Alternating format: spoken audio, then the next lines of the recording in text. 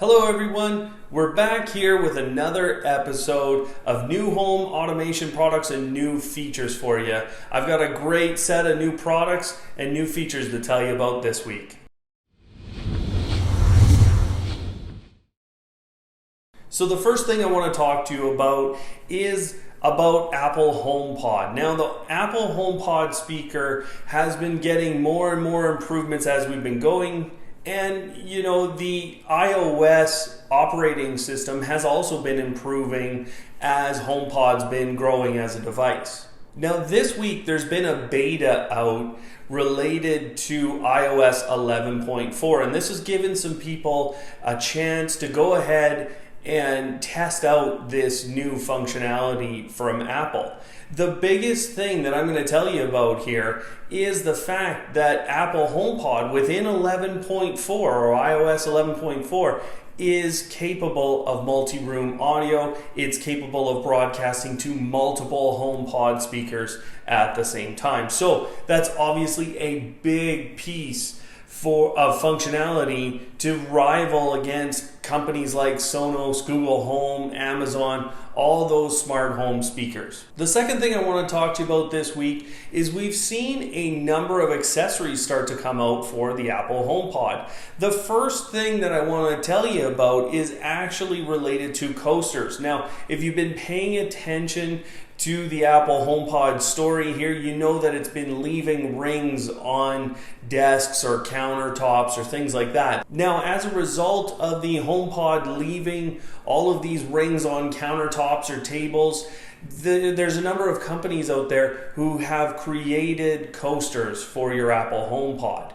The other type of HomePod related accessory that we've seen come out recently are a number of stands and mounts for the HomePod speaker itself. The ones, you know, there's a new one out by GroveMade, and it's kind of a night table stand that lifts your HomePod about a foot off the ground. Obviously, then you're not going to need a coaster or anything like that. Alright, so the next thing I want to talk to you about is actually in relation to Google Chromecast. Now, I think a lot of people have been expecting kind of Google Chromecast to slowly die off, but what we're actually seeing is Google adding increased functionality or more functionality to these devices. One of the new features we've seen on Google Chromecast is actually in relation to the Google Chrome browser. Now, some users are seeing the capability with the extension in your Google Chrome browser to actually cast a file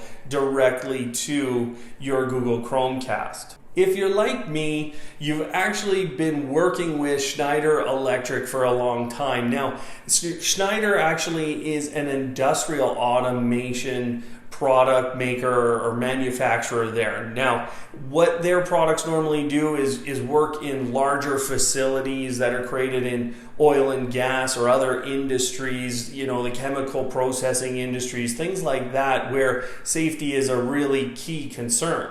One of the great things that I've seen over time with Schneider Electric's products is that they're generally very user-friendly. Even from an industrial standpoint, it's actually relatively easy to program industrial automation code with them. The other thing that I've always seen is great network security, and I think this is something we're all seeing come out as an issue when we think about our automation products, our home automation products. So Schneider has gone ahead, they've created this set of home automation products that they're just in the process of releasing some details about, but they're essentially calling this whole system Wiser. And you're going to be able to see future details or more details here on the channel as it comes out.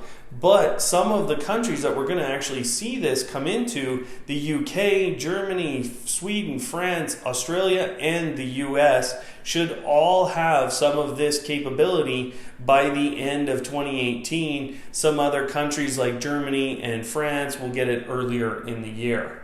Couple last things to talk to you about. They're kind of in the same frame of home automation. The first one to tell you about is really just it's not a new feature, but it's a new usage for a device that I think a lot of us looked at and thought, well, okay, that's okay. And that device is the Roomba from iRobot. Now, what they're coming out and suggesting, and they said this a little while ago, got into some hot water actually, but what they said was that they essentially had maps of their users or their owners of Roomba robots.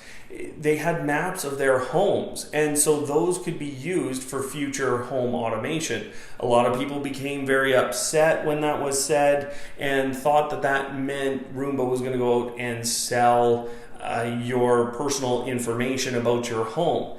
That's actually not the case. That's not what they're saying now. What they're actually saying is you'll be able to create better automation through the map and through the sensors and the usage of the different cameras and utilities basically on your Roomba robot. So for example, as you walk through a space, if you're walking from left to right, your lighting automation could actually turn on in the same pattern as long as that's recognized by the Roomba robot or your other motion sensors in your home.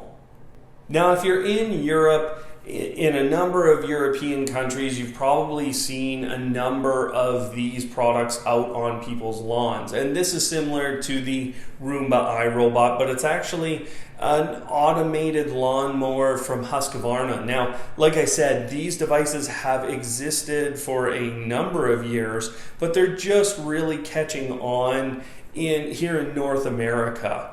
Now, one of the key things here that's really made me want one of these devices is actually the fact that they're now being integrated with some of your home or your smart home automation hubs.